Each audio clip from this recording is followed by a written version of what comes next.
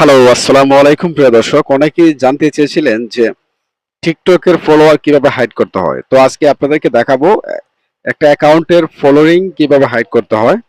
So সর্বপ্রথমে আমাদের যেতে হবে টিকটক অ্যাকাউন্টে। আমরা এখন টিকটক অ্যাকাউন্টে চলে যাব। সো এটা কিভাবে আমরা ফলোটা হাইড করব সেটা আপনাদেরকে দেখাবো। যেমন দেখুন, আমি এখন যদি এটাকে হাইড করে রাখি, এই ফলোইংটা হাইড করে রাখি, তাহলে আমাকে সর্বপ্রথম চলে যেতে হবে থ্রি ডট আইকনে। উপরে দেখতে পাচ্ছেন যে থ্রি ডট আইকন, আমরা এখানে ক্লিক করব। এখানে ক্লিক করার পর তারপর এখানে লেখা আছে সেটিংস এন্ড প্রাইভেসি, আমরা এখানে ক্লিক করব। এখানে ক্লিক করার পরে এমন একটা ইন্টারফেস চলে আসবে। আসার পর এখান থেকে সর্বপ্রথম ক্লিক করতে হবে প্রাইভেসি। সো আমরা এখানে প্রাইভেসি ক্লিক করব। প্রাইভেসিতে ক্লিক করার পর স্ক্রল করে একটু নিচে আসবেন। তো আমরা এখন নিচে আসলাম। আসার পর এখানে একটু ফলো রাখবেন।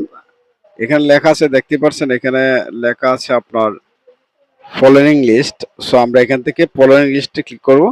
তারপর এখানে যদি আপনার এভরিওয়ান থাকে তাহলে সবাই দেখতে পারবে, এবং এটাকে অনলি মি করে রাখলে আর কেউ দেখতে পারবে না।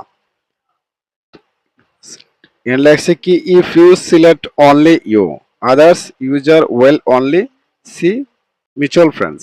সো এখানে দেখতে পাচ্ছেন, তো এটা আমরাকে যদি অনলি মি করে রাখি তাহলে আমাদের ফ্রেন্ড সার্কেলটা কখনো আমাকে ফলোইং লিস্টটা দেখতে পারবে না। সো ধন্যবাদ, ভালো